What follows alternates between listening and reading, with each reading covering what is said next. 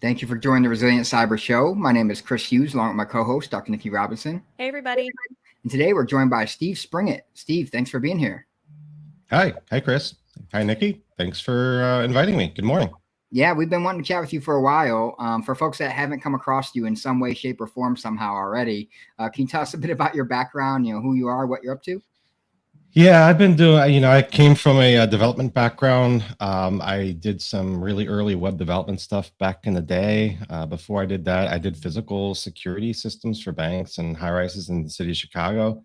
That was a lot of fun. But I don't know, about a decade ago, I started getting into software supply chain security. A little bit before that, I was doing physical supply chain for the pharmaceutical industry. But yes, software supply chain for basically the last decade or more. And what I actually get paid to do is software security architecture over at ServiceNow, where we help developers build secure and resilient software. Yeah, it's awesome. Highly involved in a lot of OWASP projects and stuff like that. So. Yeah, I was going to ask, it's actually my first question for you is like, as you said, and I didn't know all that about your background, so that kind of gives some light right there, but, you're involved in Cyclone DX, DependencyTrack, the SCVS standard from OWASP. How did you have the kind of foresight or what got you down this path of starting in software supply chain security and really focusing on it? Now it's obviously a topic and everyone's talking about it, writing it, publishing guidance, but you've been doing this for quite a while. Like what happened there? I started getting into physical supply chain for the pharmaceutical industry back in 2008. And specifically, the company I was working for at the time, we had a product that used the ePedigree standard. Now, ePedigree is a defunct standard. Nobody uses it anymore. It was very expensive to operationalize. But essentially, what it did was be able to track all of the raw materials, all the way through the manufacturing process, wholesale distribution, all the way to the shelves of your local CVS or Walgreens or whatever your pharmacy is. So you had that full software supply chain transparency. So in the event of a recall, right, you need to do something. You know exactly where in the supply chain things were potentially affected. And a couple of years later, 2011, 12 or so, I started getting into software supply chain security by way of me and Jeremy Long. So Jeremy started the DependencyTrack project, which at the time was one of the very first SCA tools available. And I was his very first contributor back in the day. But I had a little bit different requirements. We would call them antiques now, but we had these server appliances that we would sell into data centers, right?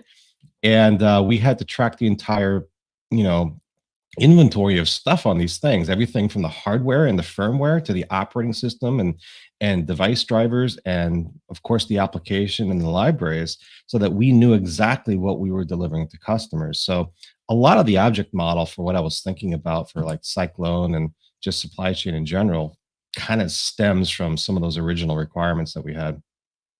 Yeah, I actually wanted to ask you a follow-up question now that you say that. I have never worked in like a physical supply chain to that extent in terms of suppliers and manufacturers and things like that. Obviously, I've done things like asset inventory and whatnot, in enterprise environments, pre-cloud. But like there's been some pieces floating around lately from, some pretty notable people in the industry that have a good amount of reach, saying there is no software supply chain, for example, or, kind of catchy headlines like that. Given you've, worked in both physical and now digital software supply chain, for example, what do you think of those headlines? And is there a software supply chain? And if so, why do people don't think there is? I don't know. I haven't had a chance to read every single article. There's a lot of them. Everyone definitely has an opinion. If you get to know me, you'll realize that I'm probably an overly opinionated person, but to a fault, perhaps. But the supply chain is massive, right? I mean, it is utterly massive, and it's much more than looking at a build system, or much more than looking at how your small little factory produces things. I mean, it's much more grand than that. And it takes lots and lots and lots of teams and research to kind of identify what that supply chain is, and then two, the necessary research to find out where your weaknesses actually are. I mean, it's utterly massive.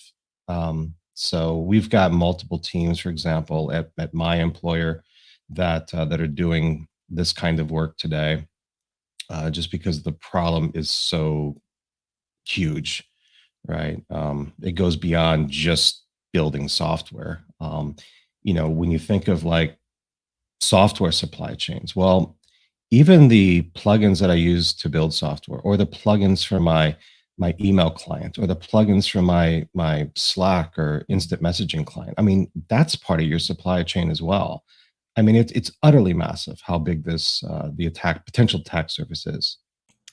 Yeah, and I'm glad you mentioned how sort of vast this is, because it sort of spans even, further than just sort of talking about software supply chain. But I wanted to touch on the NVD, the National Vulnerability Database, because uh well, one, I love talking about vulnerability management, but two, there was this recommendation from the SBOM forum about the NVD adopt package URL.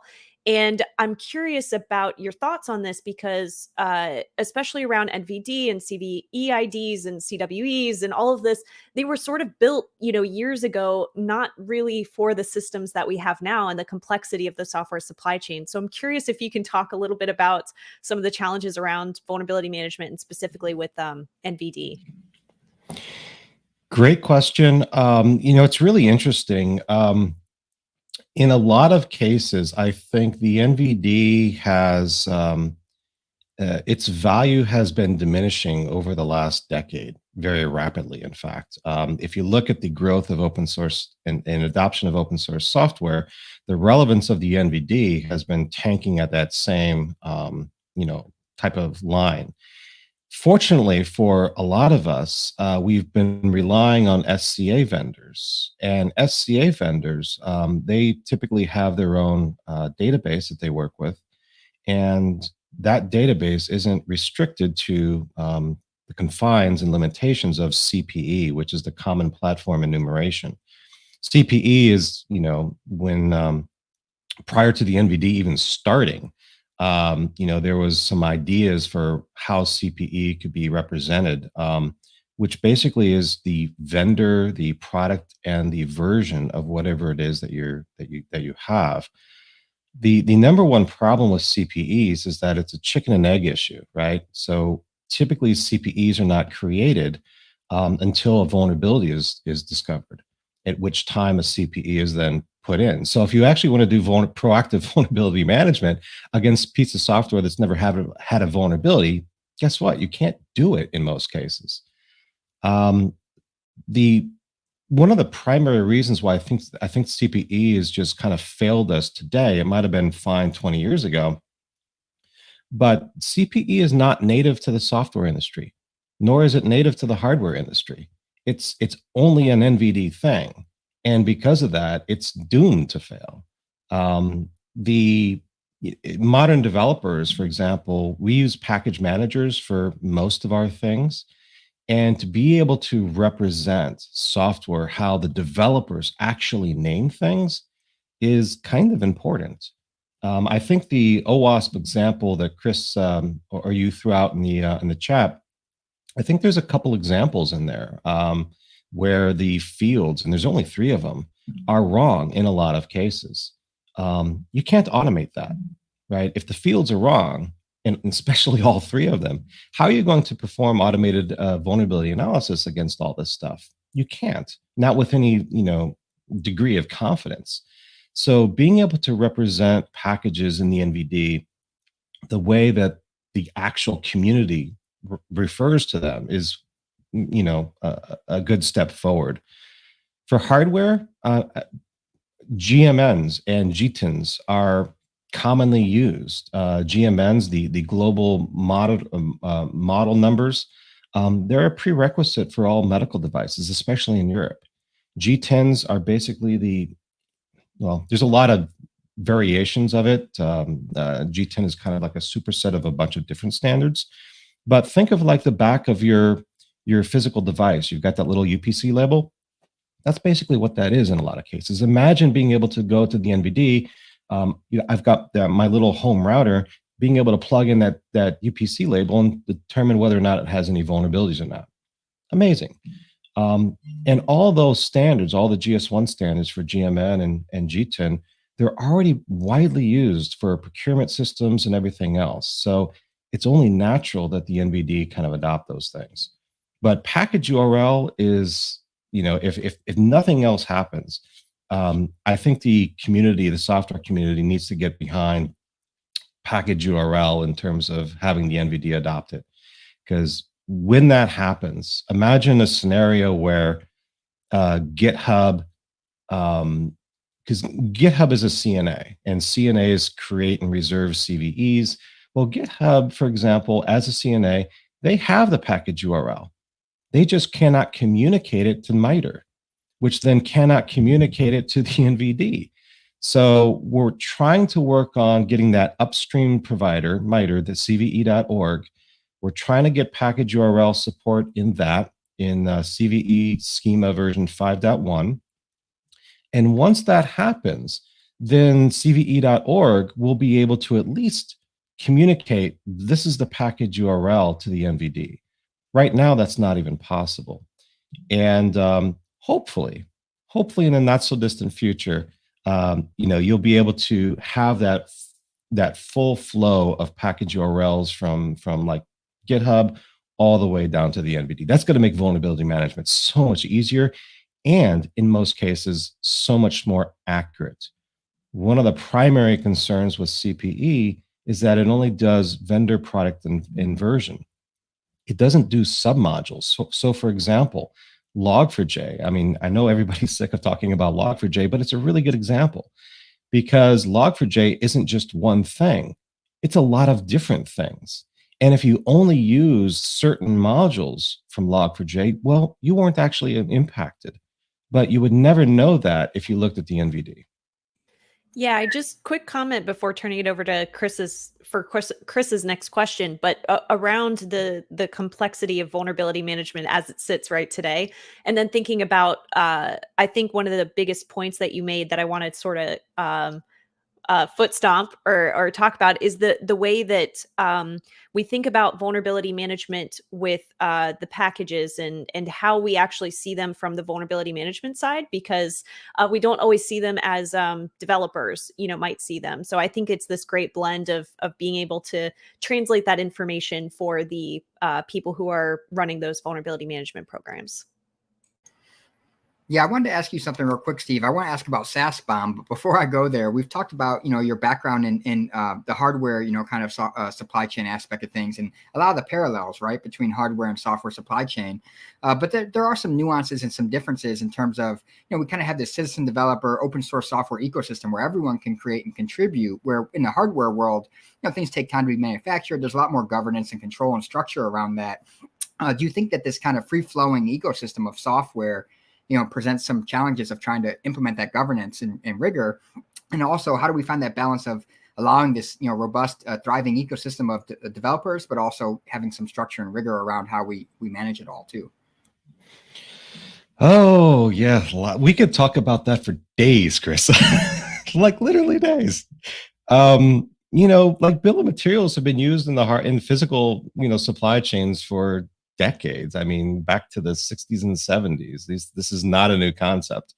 I think the software world is at an awakening moment, right? We're finally waking up and realizing that as an industry, we need to grow up, right? We actually need to play with the big boys. And part of that is SBOM and these types of things. SBOM is not going to solve everyone's problem, but it is one small step in the overall strategy of hardening the software supply chain, not just for your own organization, but for all the organizations around you. So it's one small step. But yeah, I think we're, I used to equate it to like breach fatigue, right? I always thought that, oh man, struts happened. Well, this is definitely going to change things, right? Nobody cared. People just started, putting struts on the denial list. Nothing changed. But there were so many attacks based on that one vulnerability that people who might have been optimists at the time were like, "Yay!" and nothing really happened. And there's been a couple other libraries that have come and gone. And Log4j was one of these things that woke a lot of people up just because it had such a massive impact. It was such a small little library, right? It's logging, but yet it had such a major impact on a lot of different things. But I'm glad that as an industry, I think we're waking up and realizing that we have to do a lot more mature things like keeping track of the inventory, the stuff that we have, or hardening our builds and adopting things like Salsa and OWASP SCVS. I mean, these are all good things. Is one thing going to solve all your problems? No. But defense in depth, right? If you do a bunch of these different activities, it's going to make the work of the adversary a lot harder. And that's kind of the intent. Yeah, I like where you're going with the maturing and growing up. We keep hearing that cyber needs to have a seat at the table. We're hearing about, the SEC pushing for cybersecurity expertise in the boardroom. Well, if we're going to, go that avenue, we need to mature how we do some things around the industry. To be honest with you, I agree with you for sure.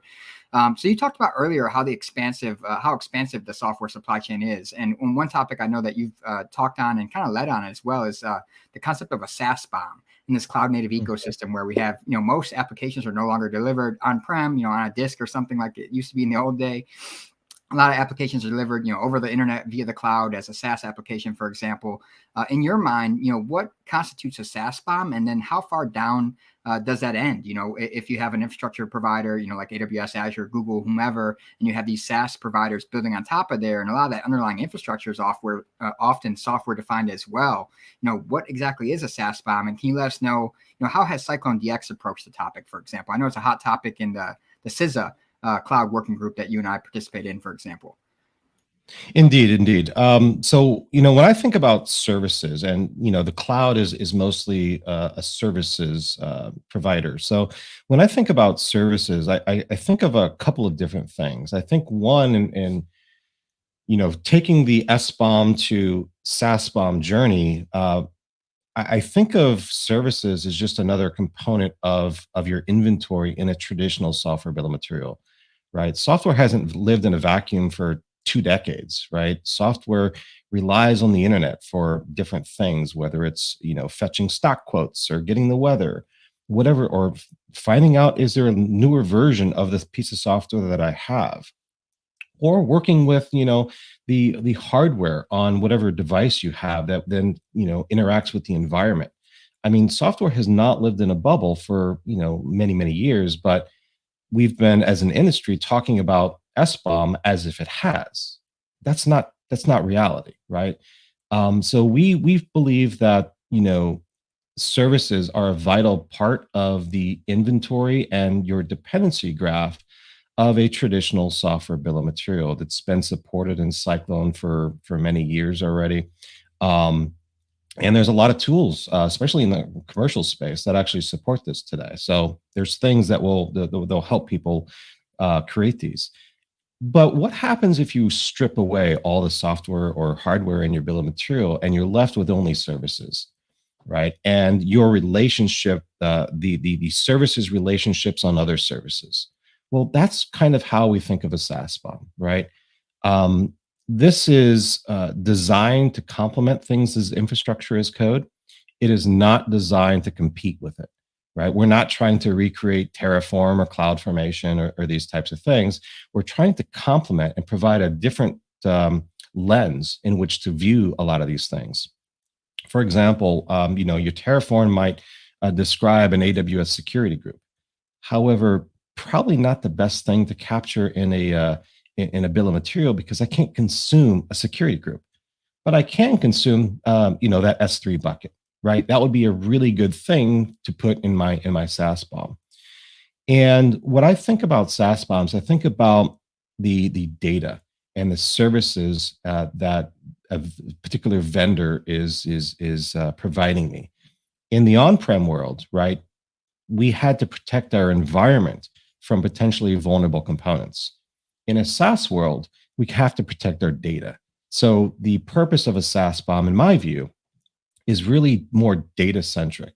So being able to identify what those services are, where the data comes in, what classification and directional flow of data, and that's going to allow you to do a lot of different things, right? You can do anomaly detection.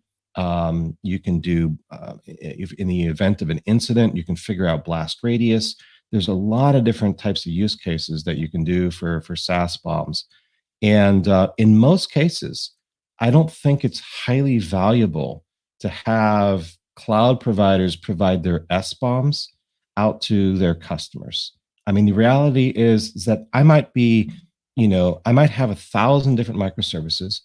And even if I have like the same service, maybe it's a profile service that allows me to update my profile, I might have 20 different versions of that service in production at any given time. Which version of the SaaS bomb or of the SBOM would you like, customer? It doesn't make any sense.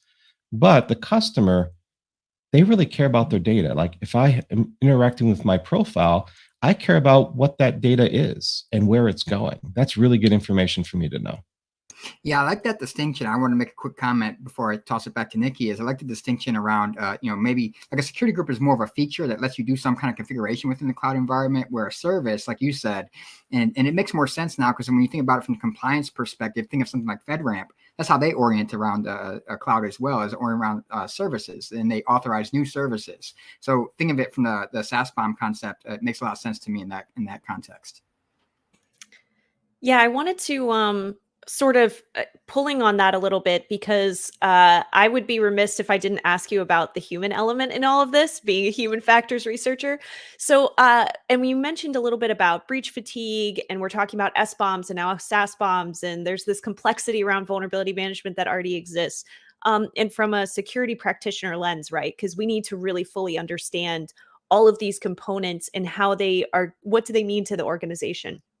How do they impact risk? So I'm curious about your thoughts around the complexity and this general notion of fatigue around some of these other ideas, and what you think maybe we should be considering in the future, technology-wise and people-wise.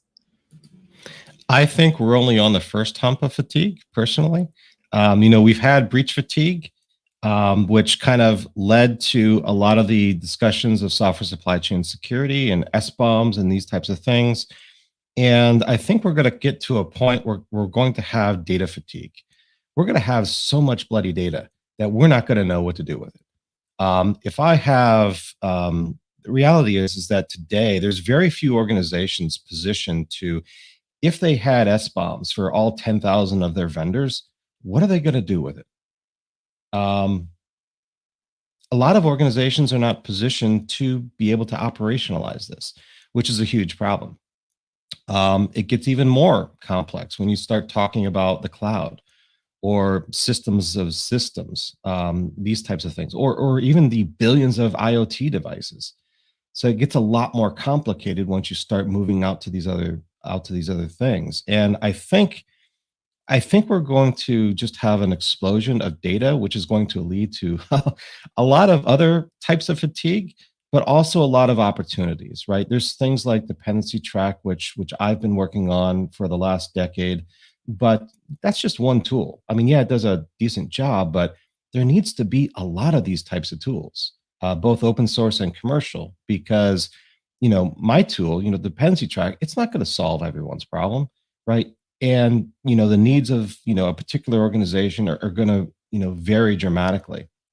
So there needs to be a lot more focus, I think, on the consumption of a lot of this data and the analysis and how would you say, a lot of these tools, including DependencyTrack, is fairly reactive, right? Does this thing have a vulnerability? And on the proactive side, it includes things like EPSS, right? So exploit prediction scoring system. So what is that 30-day window of, is this component going to be exploitable? But we need to go much further than that, and tie it to like enterprise risk. And there's very few tools out there that actually do any of this. So I think a lot of opportunity for organizations and even open source projects to take a much larger lens of a view of the problem, and create not just technical views of risk, but what is the risk to my enterprise? There's a lot of opportunities there, I think. Yeah, it's quickly before I turn it back to Chris, I wanted to bring up, we actually had him on our podcast, I think a couple of seasons ago, Dr. Calvin Nobles. He actually wrote an interesting paper, I'll put it in the chat, around security fatigue and this idea of classifying all of these different areas of fatigue, data fatigue and MFA fatigue that we're seeing now, all of these classifications sort of under security fatigue. So I highly recommend anyone to check it out. But I think you're absolutely right. We need more, not just around the tooling, but sort of understanding the people that are using these tools and what do they actually need. So I wanted to stick with that theme a little bit around fatigue and noise and kind of getting to the actual risk. On the SBOM topic, there's obviously a kind of an adjacent emerging approach of VEX, the Vulnerability Exploitability Exchange. But I'm curious your thoughts on VEX, given that the way I understand it, it's going to require the vendor, the software producer, to provide that information on whether something's exploitable. And then, of course, you're dealing with, kind of a first-party attestation or self-attestation, I should say, right? So, any thoughts around how do we scale that, and if it's the right model in terms of, just simply taking a self-attestation from the software producer around the exploitability of a vulnerability, especially when you have things like maybe procurement or acquisition at play, and obviously they want to sell a software. So self-attestation has some flaws, to put it lightly. Sure, it does. People are people. VEX, I think, I have a lot of opinions on VEX. First of all, the way that CISA has framed VEX is basically a vendor to consumer type of thing. That's not the definition of exchange. So VEX is the Vulnerability Exploitability Exchange. The definition of exchange are two or more parties trading something. Which means that VEX, if it's truly an exchange, is going to be, a trade. It's not just a one-way communication of data. So my view of VEX is just a way to communicate the exploitability information. That could be from the vendor. It could be from the customer back to the vendor. No reason why, if I discover a flaw in some piece of software, I should be able to communicate that flaw back to the vendor in the same format that they provide me, as well as third parties, right? So you mentioned self-attestation. That's going to be an issue, and third-party attestations is going to be kind of critical for this. And VEX, I think, will play a role in that as well. So if I get a VEX from both the vendor and my third party saying something is not exploitable, great. I have a much more confidence in that now, rather than just relying on the vendor statement. But I think to operationalize SBOM, VEX is a requirement. The funny thing that's going to happen when if you're a software vendor and you've got 10,000 customers, guess what those customers are going to do? They're going to use the SBOM, right? You provided it to them. They're going to use it. And that's going to cause your support staff to be completely overwhelmed with, calls of an emails saying, hey, you've got a vulnerable component, fix it. And in most cases, depending on the research that you look at, between 80 and 95% of all open source libraries are not going to be affected in the context of the application that they're running in. That means if 80 to 95% of those calls are going to be a waste of the customer's time and that vendor's time, right? That's not a good customer experience. And it's not good for vulnerability management. With VEX, you can communicate, these are the issues that we know about and you should be worried about, so that customer, you can protect your organization through maybe some WAF rules, maybe some other configuration things, until such time we can come out with a fix. I think that's a really good use of VEX. I also think that VEX is going to be more of a stream of data. Right now, CISA, CISA's got CSAF, which has a VEX profile on top of it, which is more a document. And then you've got Cyclone DX, which can do the document VEX, but it can also just do like very small, like just the VEX data itself. So I think that in the future, we're going to be talking about VEX not as like documents, but as just basically APIs, because this could potentially change, like the VEX data for a particular product could change multiple times a day, whereas your SBOM is static, right? It doesn't change typically when you release a piece of software. So the VEX is much more dynamic. Yeah, that was actually going to be my follow-up question. Is like on the concept, on the topic of SBOM and VEX. Tom Ulrich, who many of us read his blog, he had a blog titled, I think it was "RealTime VEX" or something like that, which is kind of where you were getting at with this. How critical do you think that automation piece is to ingesting the SBOM, especially in this service-oriented delivery of SaaS applications and things like that, where software is changing a lot, along with the associated vulnerabilities are constantly changing as well? How critical do you think it is for the tooling and the ecosystem to mature to where we can have that real-time capability? Because otherwise, people are just going to drown in data, and no new features will be developed, and your internal security team will be bogged down just trying to sift through all this information manually. Yeah. I think that API approach is probably a wise one. Tools like DependencyTrack, for example. I mean, we support the ingestion of Cyclone bombs. We ingest VEX and can produce VEX. So if you've got like two vendors that are doing that are both running DependencyTrack, you can basically exchange VEXs between the systems. But obviously that's not the only tool in the world, right? And thankfully, Cyclone DX is a standard, and any tool that supports Cyclone can also do this. So theoretically, it should all kind of work. The problem, I think, is discoverability. How do you discover and gain access to all this changing data? Having a document-based VEX is great, and I might actually use that when I procure software.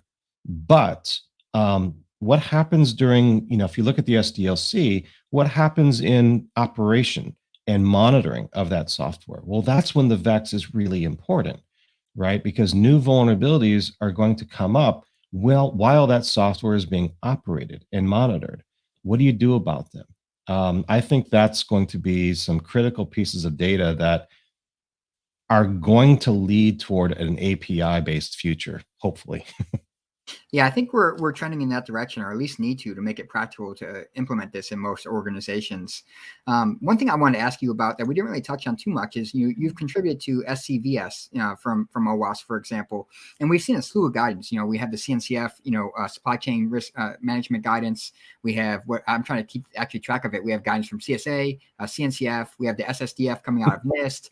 How does SCVS fit into that ecosystem? And then do you think organizations are going to try to utilize all these things or rally around a certain, a subset of those, or how do we actually make use of all the information coming out?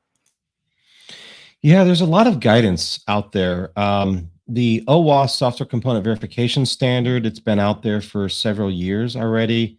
Myself, Mark Simons from Fujitsu, and JC Hertz from Ion Channel were kind of the main authors of SCVS.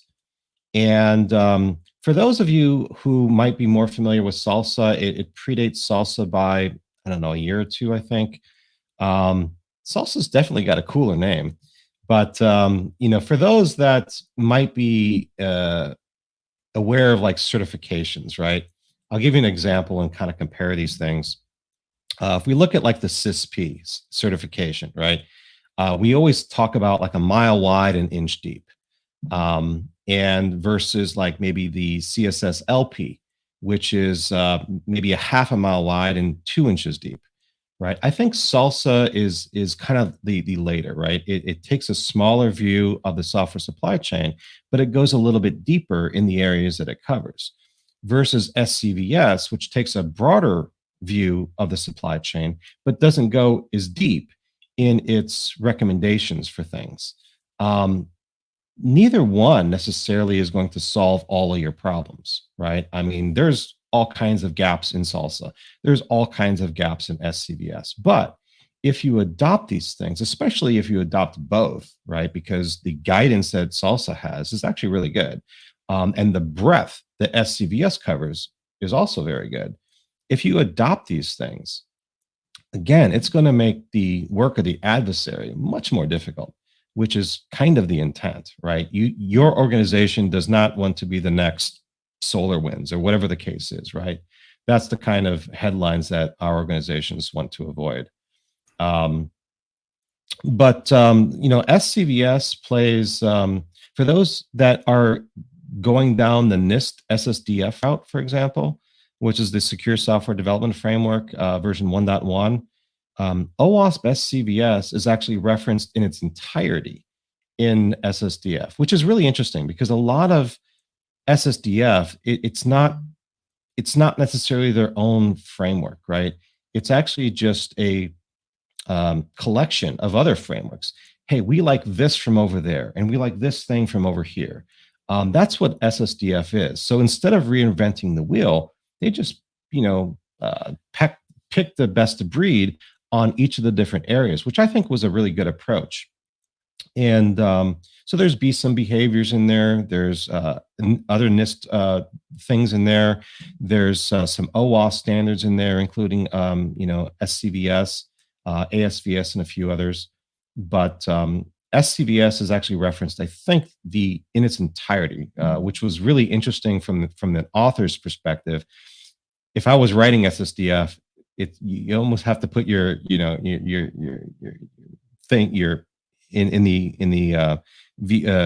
of the author of the document. It's like, oh, I like all of this, and I like all of that, and I like all of that. That's basically what SSDF did with SCVS, which I thought was really interesting. Yeah, I actually want to give a shout out to NIST because we all know the pervasive issue of there's an incident or some kind of thing happens in the industry, and now we have a new framework, right?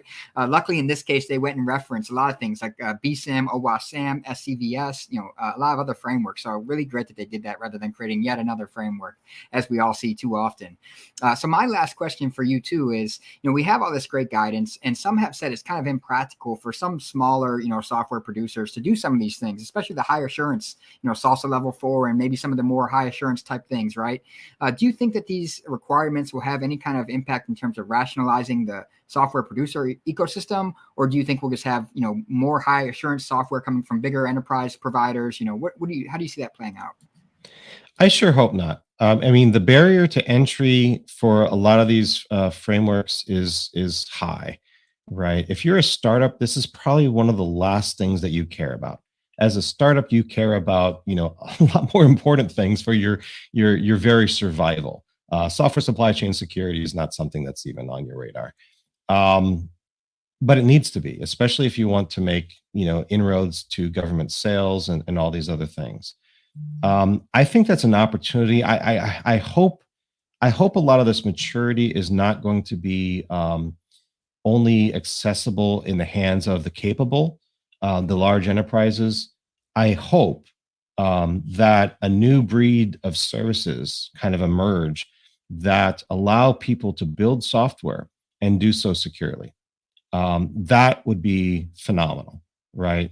Complete turnkey, easy button solutions that, smaller organizations and startups could subscribe to, pay for, whatever, and have that same level of assurance as some of the big boys. I think that would be phenomenal. Yeah, I have to sort of, I'm going to take us to our last question. Should I cut out? Can you hear? Okay, before I do that. Okay, just quick cut out. Before I do that, I wanted to ask you about some of the things that you've been working on, DependencyTrack 4.6. Is there anything that you wanted to chat about with our audience about, one, where they can find you and maybe some of the updates that are coming out? Yeah, so DependencyTrack, for those that don't know, is a piece of software. It's a platform that consumes and analyzes bill of materials, not just software bill of materials, but it does SaaS BOMs, it does HBOMs, and these other things as well. We're working on version 4.6. A lot of really great things in 4.6. We're integrating OSV support as just another source of vulnerability intelligence. We've got a lot of performance enhancements in 4.6. We have a new maintainer, a new co-leader of the project. He's actually been part of Cyclone DX, one of the maintainers for quite a while now. He's kind of stepped up on DependencyTrack and is co-leading that project with me, which has been phenomenal. We're supporting things like vulnerability aliasing, which, if I have a Google, an OSV identifier or a GitHub security advisory identifier and a CVE and maybe a SNCC identifier, well, how do I know that these things are the same? Right. And so version 4.6 supports aliasing on these things. And one thing that we've realized is that even the same identifier, like the same CVE, if it's represented in GitHub advisories or the NVD or the OSV or OSS index from Sonatype, the severity and the description of these things can vary dramatically. So we're trying to capture as much of that as possible.